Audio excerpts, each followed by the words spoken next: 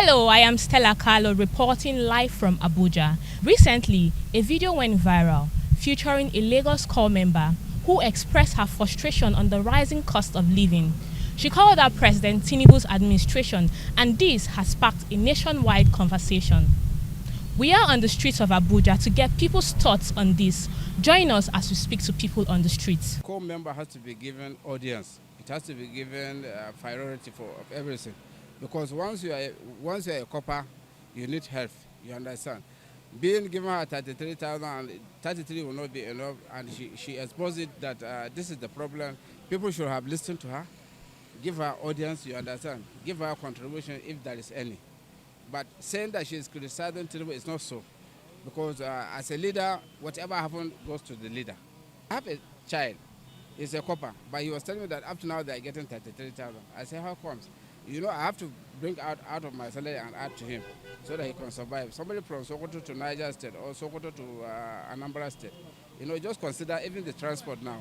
It's not easy because from Sokoto to Anambra you can pay up to 50,000 naira. So you are given 33,000. How do you survive? They do have a right, and that's to report to the government. When a government fails to carry out their established objective for the NYC. What she did was right, because if you check, she's just like one in majority of people.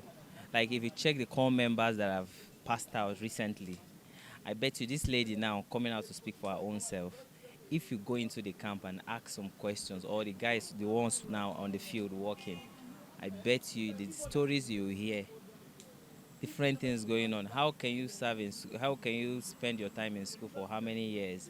Then after the whole thing situation come out, then after the whole so-called clearance and everything, they post you to a place. Then you later the next thing you hear, your salary is 33,000. If in Nigeria now, I bet you even if you're collecting 50,000 now, is nothing compared to what the price of things in the market, because 50,000 naira cannot even take you anywhere. Even the 70,000 naira that was being promised, I bet you the 70,000 naira, how much are you going to save? Transportation, take care of yourself, your family, because I believe in every Nigeria working, you have at least one or two people depending on you. She made the video out of frustration because when you look around now, they might tell you that anywhere copper goes now, they will tell you that they receive 70,000 naira as their salary. So the way, if it is before, they will go to the market, and even the market women do help them, like cut down price of some things for them and give them some things for free because they are serving the country as a youth copper. But right now, because of the news or the, how will I put it? The news of being said that they are receiving 70,000 naira, everything, both transportation for them now, everything is equal. So I think she's right by opening up and say his or her mind. She's not wrong by saying anything like that. She always speaks out her mind. Based on code of conduct, she might be wrong, but with the reality on ground, she is very right to express her opinion, because you see, hence a lot of things that have taken place in this government. We are experiencing a lot of hardship. Nigerians are suffering. A lot of this suffering are so unbearable. So when something becomes unbearable like that, people have to speak out. In her video, Ushe Rita expressed frustration over the deteriorating economic conditions in Nigeria. She lamented how hard work seems futile in the face of the country's financial struggles. I'm coming from the supermarket where I went to get foodstuffs, and everything has gone up again. It's just like every single week prices increased. I want to know, what is the government doing about this increment? Is there going to be a particular time where prices will stop going up? Is there going to be a particular time when things are going to go back?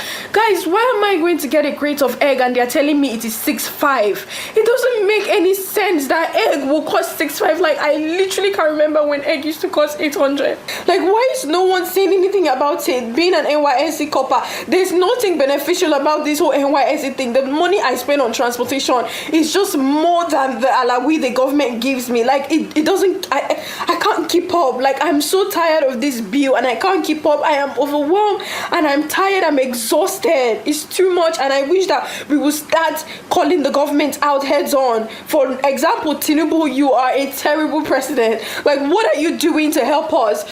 However, Rita's comments didn't sit well with the NYC official.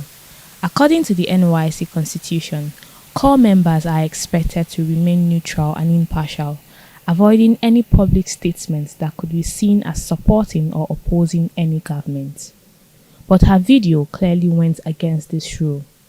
According to Rita, she's currently being threatened by NYSC. So, 30 minutes ago, I just received a call from the NYSC board, starting with the secretariat before the LGI. And for the secretariat, for the NYSC secretariat, I'm going to attach what she said, some of the things she said, so you guys will hear. Are you normal? I wasn't insulting the president, ma. I was only asking for accountability. Pull down that rubbish you put there. Ma, are you threatening me?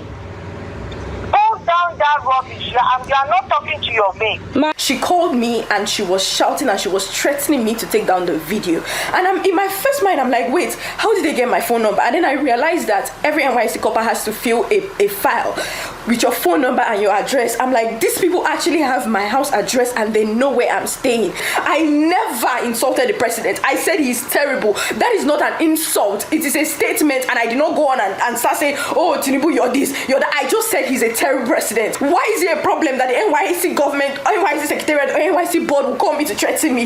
Like, why is that okay? That I can't speak up for something that is directly hurting me? Interestingly, some stakeholders and activists have come out in support of Rita. Peter Obi, the 2023 presidential candidate of the Labour Party, took to his X handle to condemn the harassment of Rita, urging the government to refrain from intimidating or harassing her.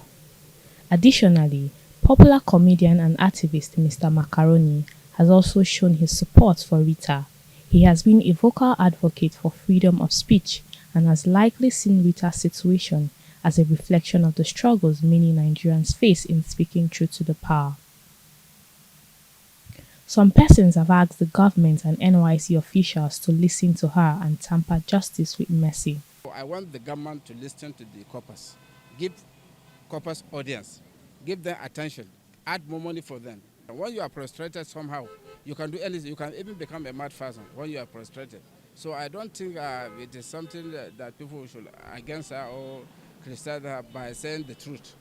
What I want, the government should even call her and give her attention, you understand? Of course, she should be forgiven, exactly. This lady now coming out to speak for herself, I don't think government needs to punish her. She's just speaking her own point of view.